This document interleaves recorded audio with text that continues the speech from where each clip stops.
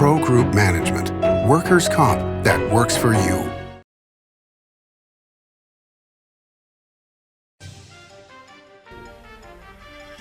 Welcome to Nevada Newsmakers. On the broadcast today, State Senator Don Tatro joins us here for the whole show on an all-new Nevada Newsmakers. I'm here at the Carson Valley Inn in Minden with Joey Whitaker, and you've got a lot of convention space and meeting breakout space for people. Tell us about what's available. Well, we can handle a group up to about 250, and anywhere as small as 10 or 15. So it really depends on what you're looking for, what the customer's looking for. We're open to anything. It's a beautiful drive, and if you live in South Reno, it's probably about 30-35 minutes, so it's real easy to get to. It's not a long way to get away to the Carson Valley Inn. The Do It Right guys at Nevada Heating have one mission. Your furnace breaks down today, we fix it today. Why freeze for days while your furnace is down when Nevada Heating can get the job done today and you can get warm again? For nearly 50 years, locally owned Nevada Heating has been getting the job done right. Call today at 323-5585 and we'll fix it today. That's 323-5585 or online at nevadaheating.com. What do you count on? You count on your power every day. At NV Energy, we've always powered what's important to you, but we're not looking at the past. We're focused on the future. While our standards are high, our rates will remain low. And our commitment to renewables isn't just meeting standards, but leading the way. Because you can count on more than just your power. You can count on the company who brings it to you. That's our promise. You can count on it. The Nevada Builders Alliance has been protecting the interests of the construction industry for over 50 years. Our programs save members thousands of dollars every year and allow them to provide much-needed benefits to their employees. Our industry also allows Nevada to grow. If you're thinking about a career in the construction industry, reach out. And if you haven't thought of a career in construction, what are you waiting for? We are the Nevada Builders Alliance. Nevada Newsmakers Studio is located at the headquarters of the Nevada Trucking Association. Motion and purpose are a truck's greatest virtue. This is Nevada Newsmakers with host Sam Shad, a no-holds-barred political forum. Now, from the Nevada Newsmakers broadcast headquarters, here is Sam Shad. And back on Nevada Newsmakers, the last time he was here, he was just Don. Now he's State Senator Don Tatro of District 16. Pleasure to have you back on the program, sir. It's great to be back. Thank you. So, how did this all come about? Let's start there. Well, it was random. I was, sitting there, saw that Senator Keffer had resigned, and I thought just in my head, man, I hope they get somebody good. And then the first phone call came in, I was like, absolutely not. And then realized, no, this is something I need to do. And I stepped up, took the appointment, didn't have any intention to run. And then as I talked to business leaders around the community and some of the other, my colleagues in the Senate during the special session, they really urged me to run. And it's been great ever since, and I got in, and just realizing that, I needed to step up. There were some things missing, I think. We have some people retiring in the Republican caucus, and when you look around, we needed somebody who had signed both sides of a paycheck, who dealt with everything from licensing business, trying to run it, trying to, navigate the different bureaucracies and that kind of thing, to somebody who has been involved in school choice. Both my kids go to Doral. I'm the president of the board of another charter school, so somebody with real world experience on the issues that are really important and critical to our state. And so that's when I decided I'm all in, and I'm doing this. For the folks that may not recall, you used to head up the Builders Association of Northern Nevada. I asked Andy Matthews this question during session. What's the difference between lobbying and then actually being in the job? There's a lot of differences. A lot of the things you think were going to be similar were. And I lobbied on behalf of those members that trusted me to look out for the industry. We also had lobbyists that were kind of in Carson every day. But just one of the biggest experiences was in moving things. I knew the oath of office would mean a lot. But when I was down there and my family was watching and the special session started, it was so powerful that I was really nervous I was going to forget some words. and then when you go sit at that desk and you're the one who has to push the button, it's a very different feeling as opposed to when you're on the other side. You know, when I was representing the builders and we're watching a vote and we're going, you know, we're just counting votes. I hope it passes, right? But when you're actually sitting there going, this is going to be a deciding factor in the outcome of this. It was a different feeling, and it was very powerful and moving, and it's something I don't take lightly.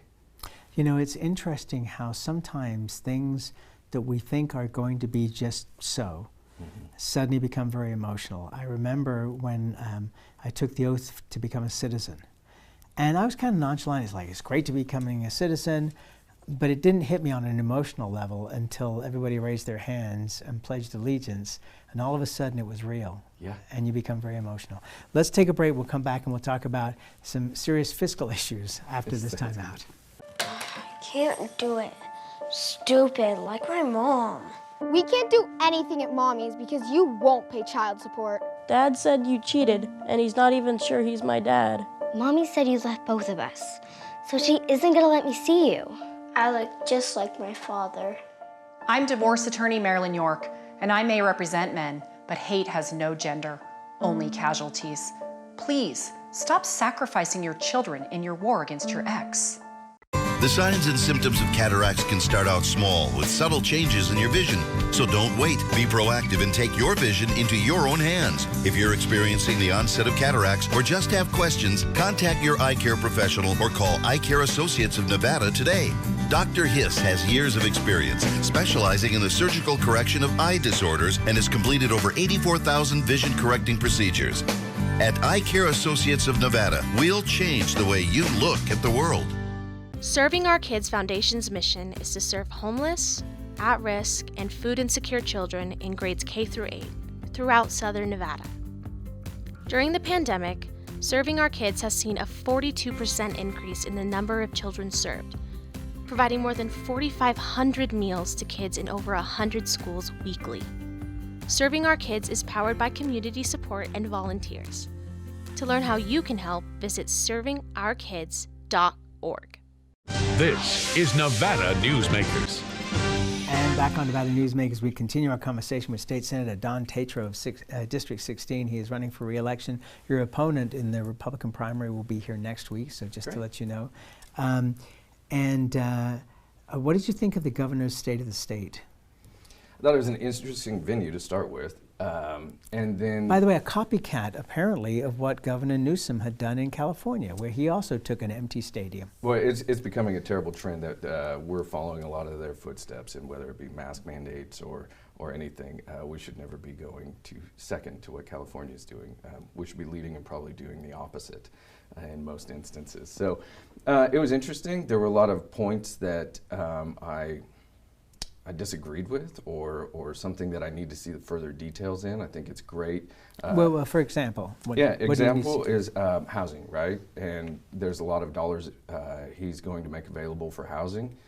Saw his recent press release on how we're going to go about that, and I have some concerns that we potentially could be in competition with people trying to in the housing space. So that's going to drive up housing even more if you have the state come in and competing with developers for land and that kind of thing. So I'd like to see more of a partnership, some more incentives on, hey, if we get X number of units in this area, maybe you're open to some sort of different financing, but to go into competition for developable properties is only going to drive the cost of land up, which in turn drives the cost of housing up. So it's going to be very important to watch that and make sure, while it's well-intentioned, that the unintended consequences of that investment don't make it have the reverse effect. And we see that so much in government, and that's one of the reasons I'm running, is because we shouldn't be competing with the industry. We should be fostering the industry and trying to help, and maybe looking at some of the other things that are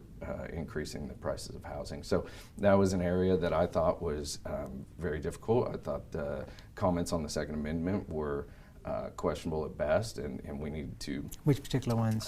Just on the bills that he had passed and that he was touting as accomplishments. Some of them are great, but it's definitely an important issue and topic to make sure that due process and the right to self-defense are never encumbered. And so I'll be watching for that. Do you think his opinion changed after the incident in the Mexican restaurant in Las Vegas where he was harassed and his wife? You know, that trend, I hope it doesn't continue. I mean, we shouldn't be accosting people. It's one thing to have a civil discussion, but to run in there and yell at somebody and do that kind of thing, I don't know if that changes his opinion on anything. I don't think yelling really changes opinions. It's unfortunate that so many people feel they've been to that point because we've been under a state of emergency with changing rules, and I feel the frustration has bubbled up when we're locked out of certain businesses or having to adhere to all these different standards. I actually already have requested a BDR on checking the emergency powers and just being able to unchecked go for several years in an emergency power. I was disappointed he never mentioned that, never mentioned opening up the legislature, bringing people back into the building. That was a huge problem during the last session. Oh yeah, I called in to try and voice opposition to a bill, and it was, oh, you're disconnected, you know? And so bringing the people's voices back into their building is critical. Managing the emergency powers is also important because you shouldn't go unchecked for that long. We should have a check-in, and so that's what my bill is going to do, is require some sort of oversight. We can't just have sort of executive rule over the state and all these different requirements for small businesses, schools, and that kind of thing without somebody able to voice their opinion and check in on that. Okay, were you disappointed that the active legislators of the time did not raise the issue more about the emergency powers that the governor was utilizing? I know that there were bills out there, and I know that people tried to do different things. I wasn't there. I hope with my leadership that'll be a change. I think other people will be looking for different vehicles as well, and we'll pick the best and try to move that forward. So I'm not going to throw stones at a situation I wasn't around, but also you did have people, when they questioned that, they were ridiculed, they were pushed back, and I think a lot of folks were actually silenced by that, and that's too bad, and it's frustrating. And I hope to have a voice in that going forward. We were talking earlier about the amount of money flowing into the state and a lot of it going towards construction, obviously. There is already a lack in almost every field of employees. You were talking about the cost of land going up, but isn't this just going to continue to boost inflation? And not that we don't need the housing, for goodness sake, sure we do. But you know, when you have already a situation where you don't have enough workers, now you're pouring all this money in, doesn't it just set off another round of inflation? It could, but if we invest in, Ace Charter High School is a great school. I'm the president of the board, and those kids come out diesel mechanics. They build a house every 2 years to help fund the school, which shouldn't have to build a house to fund a school, but they do. So if we invest in the trades, if we invest in these dollars to make sure we're getting the workers we need, or at least fill that gap that's widening, whether it be, I was reading an article about the shortage of teachers. You know, we have a shortage of bus drivers in the county and in Carson City, all over my district. Well, so we need to focus on the funding for those things and not these ancillary one-time items that aren't going to support the state in the long run. Okay, all right. So now you bring up an area of divergence here, which is that this money is one shot. So do you fund things that are ongoing, or do you fund one-shot things instead? Because that way down the road, you're not having to go back to the public and say, hey, we're going to need money to be able to pay, increased taxes to be able to maintain these services. Absolutely, that's critical. And I sit on the interim finance committee and the interim revenue committee as well, where we're having these discussions. A lot of the discussions are going in a direction that I'd rather not see them go. But in what way? Well, they're talking about, what's the term now? It's enhanced revenues? No, not enhanced revenue. Modernizing revenue, and that's an issue. So yes, you do need to fund the things with one-time dollars for one-time things, and you can do that. You can do that by investing in the infrastructure of these schools. You can do that by investing in updating our buildings, or updating any of those things that will house these individuals to grow the programs where there's a need right now, and putting those resources to those one-time uses of deferred maintenance or ignored sort of priorities. And I think that is important so that you don't drive up inflation or require additional revenue for a program that can't stand alone. The bus driver situation is insane. It came to me from families living in Sparks that some kids were being asked to walk 3 miles, young kids, to get to their school. No, it's terrible, and we have to figure out a way to fight back on that. I got a briefing from the Washoe County School District on the schools in my specific Senate district, and it's unfortunate. We got to figure out a way to increase that, and these charter schools don't have any transportation funding, but we've found a way at ACE to do it. We found a way, so whether it's modernizing how we pick up kids and moving buses, maybe smaller buses through certain areas to a larger hub. I think that's what they've been doing, trying to attract more bus drivers, getting people to get their CDL, and it's kind of nice. You go in the morning, you get a break, you go in the afternoon, but we have to figure out ways to retain and employ these folks. More with State Senator Don Tatro after this time out. 7 at 7 is available anytime, anywhere. I'm Riley Smith with your Vegas Golden Knights. Watch 7 minutes of nonstop news from the Las Vegas Review-Journal. Streaming on LVRJ.com and Twitter. Powered by the Las Vegas Review-Journal. Modern boutique Ahern Hotel and Events Center in Las Vegas. Host meetings and events on 2 floors. Stay in luxurious rooms and suites. Unlimited branding opportunities. Regional Italian cuisine by Chef Mark. I'm Jeff Gehrman, an investigative reporter with the Las Vegas Review-Journal.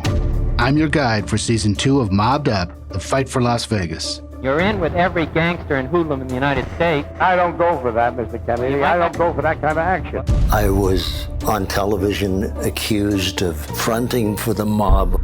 Subscribe to Mobbed Up, The Fight for Las Vegas, Season 2, today on Apple Podcasts, Spotify, or wherever you get your podcasts. Before the masks, before the distancing, before the world changed, UMC was ready. Our response to COVID-19 began before the crisis did, with our own team of infectious disease experts who've spent their careers planning for this moment. With a pandemic response plan, we'd practiced again and again, and by blazing new trails in large-scale testing, including every patient we admit. Always ready. UMC. 7 at 7 is available anytime, anywhere. I'm Riley Smith with your Vegas Golden Knights. Watch 7 minutes of nonstop news from the Las Vegas Review-Journal. Streaming on LVRJ.com and YouTube. Powered by the Las Vegas Review-Journal. This is Nevada Newsmakers. And back on Nevada Newsmakers, we continue our conversation with State Senator Don Tatro of District 16, up for re-election this year. So a question for you. About housing and homelessness. Is this a huge issue for the legislature? Could be, yeah, and it should be. And the reality is there isn't one single solution in government. Anytime anyone says comprehensive, run, right? But there's a lot of little things we can do.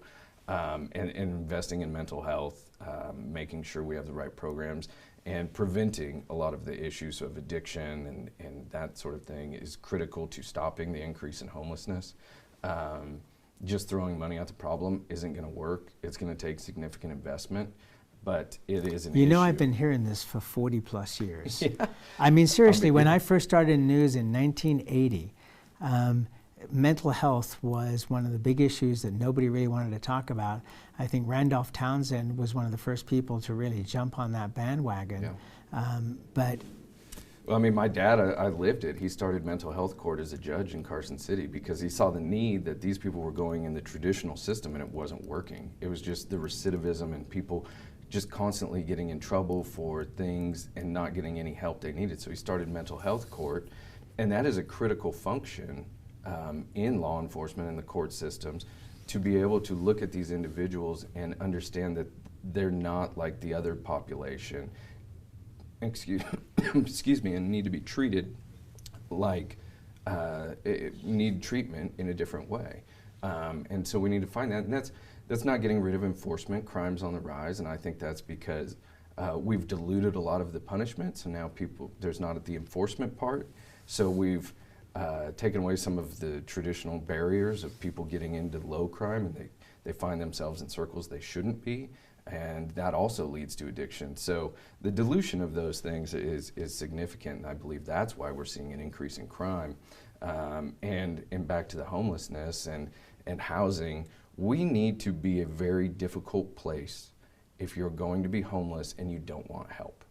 We need to be a great place if you're homeless and you want help. And I 100% support that. So by that I mean we have people who will help you into transitional housing. We have job tech and career and people to help navigate these populations that are maybe made a bad decision but are in a position of little to no help. And so I think having those programs around is important. We've seen Northern Nevada Hope step up. We've seen a lot of individuals and community leaders step up to try and get that. And I think getting our arms around it is critical. And like I said, there's not one solution that's going to fix everything, but there's a lot of little things we can do as a community and as a state. Is there money flowing in from the federal government to help in mental health?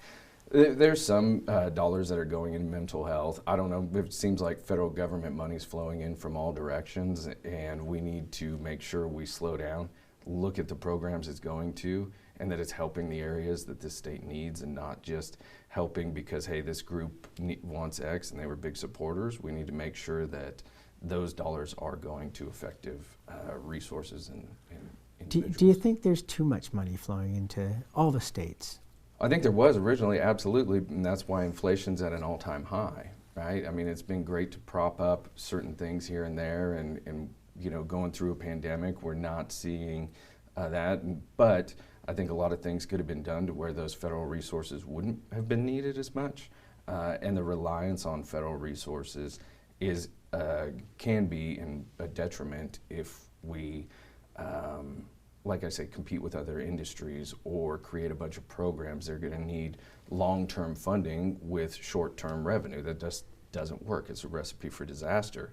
One of the big things I look at too is just not what we're doing, but where we can stop. Is there duplication throughout the agencies? You know, if you look at school lunches, I think it hits 4 or 5 state agencies. And could we consolidate that into one and do a better job? I believe so. So bringing our resources together and being smart about it is important. And you can do that through transparency. But, you know, waste, fraud, and duplication are some of the things that I'm absolutely going to be hawkish on and looking out for. Because okay, so that's almost a political slogan rather than reality. I mean, you know, pick one item that you feel is waste or fraud that you'd like to get rid of. Well, and by waste, I mean when it's in multiple agencies. So if you look at the school nutrition programs, it's touching so many different agencies that you have to have so many different people, and maybe this one's not talking. Find where we're doing it the best and streamline that into one agency that can handle it, and you'll do more with less. And so that's an example of waste. Nobody's going out there and saying, hey, we want to waste money on this. But if you consolidate it and you can get rid of some of the overhead, that's absolutely something we could do. Let's talk about the potential for a red wave this time around. I look at that, but then I also look at the number of people who are leaving the Republican and Democratic parties and becoming independents. How do you feel about this? I think people are jumping ahead. Yes, is it plus Republican right now because of what's going on in the Biden administration and what we've done following California and sitting under these emergency powers? Absolutely, people are fed up with that. To call it a wave, any of the waves throughout history, you can go back to, you know, Gingrich, you can look at the 14 Republican wave here, nobody saw the wave coming. So right now I would just say it's an advantage. There is a significant amount of people who don't know where their home is any longer. They've been moving to the independent party, or as independent voters, and now they're a third of the electorate and growing. So we got to find a way to bring them in, especially into the primaries, and so they can have a voice, because I feel like you kind of sideline it. So what would you like to see as far as primaries go? An open primary? No, I don't support an open primary. I think one thing you could do is maybe, doesn't that mean then a third of the voters are disenfranchised in the primaries? Maybe you could pick a ballot. So you could vote either as a Republican or as a Democrat, so that way you do have a voice in the primary. I don't know yet, but I definitely need to do more research on that. But it is a large group that doesn't have a say, and then they're left with sometimes no candidate at the end. But open primaries, I think, have done a bad service to California. Do you think that the last election was fair? That the results were fair and appropriate? I think there were some definite statistical anomalies on that, but I do think that going forward, if there's the perception of fraud, we need to do some things. I think we had 12 weeks to get ballots out, and there's going to be problems with that, so we need to do a better job. The fact that ballot harvesting was once a felony and now we've made it legal, that creates the perception of fraud and the ability of it. So I don't support ballot harvesting. Voter ID, I think, is a very easy fix that's supported by both parties to at least get some sanity back into it and bring Well, I don't know it's supported by both parties. Well, I would say it's supported by individuals of both parties. I wouldn't say it's supported by both elected parties. And I think that's unfortunate. It's been politicized when it's policy. All right, and that's where we have to leave it. Will you debate your opponent? Sure. I would love to have that on this program. All right. She'll be here next week, and then we'll get the two of you together, okay? Sounds good. All right, Don Tatro. We'll see you on the campaign trail. Sounds good. Thank you, And Sam. we'll be right back.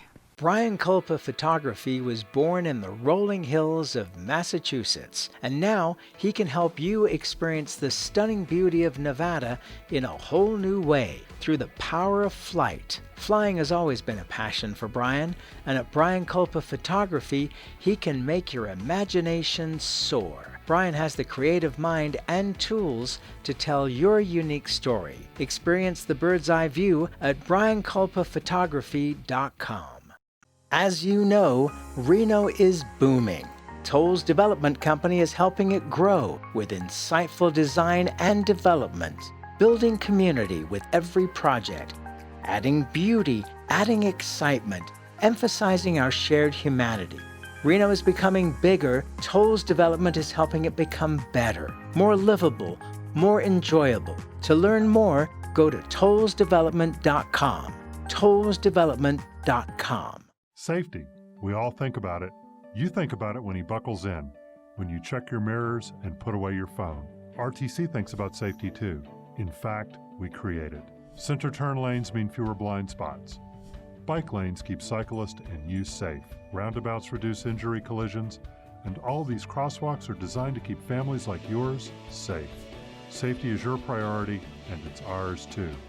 Every day, in everything we do. Pro Group Management specializes in providing industries with the necessary components to satisfy and exceed workers' comp requirements. Every business has unique needs and specific regulations. Pro Group Management stays ahead of the curve, providing up-to-date services to keep your industry in top form. Discover how we simplify your tasks, improve efficiency, and reduce expense to keep you moving in a positive direction. Pro Group Management. Workers' comp that works for you. As always, you can watch Nevada Newsmakers 24 hours a day at NevadaNewsmakers.com. You can also check our archive going back to 2005 on our website. Again, NevadaNewsmakers.com. We'll see you on the next show.